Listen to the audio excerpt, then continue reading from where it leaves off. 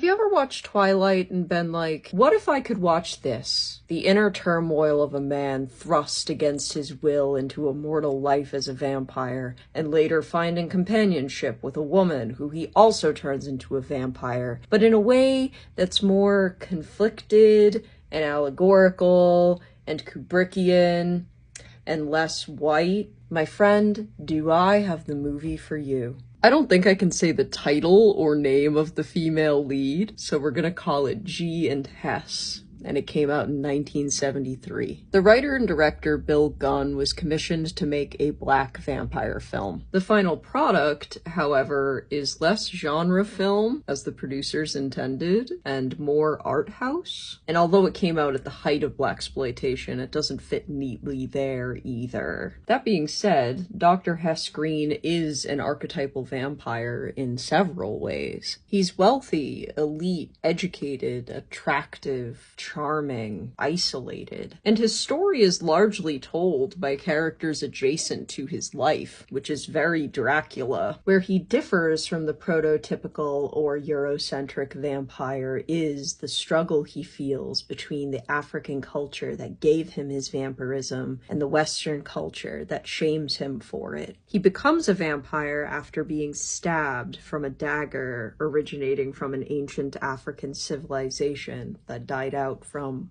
a blood disease. And when he experiences cravings for blood, we literally hear African drumming calling to him. And this is juxtaposed with the Western culture that he's deeply entrenched and assimilated into through his education and class. And Christian iconography haunts the film and is ultimately what turns him away from vampirism. And it's interesting because the imagery of drinking blood and eternal life is featured heavily in Christianity. But of course there are caveats. Only Christ's blood is cleansing. Only eternal life in Christian heaven is righteous. But for G, the black female lead and ultimately the survivor of the film, vampirism is different. For G, becoming a vampire was a conscious choice, which Hess didn't have. And because of a fantastic monologue she delivers in the movie, it becomes clear that to her, becoming a vampire is liberating,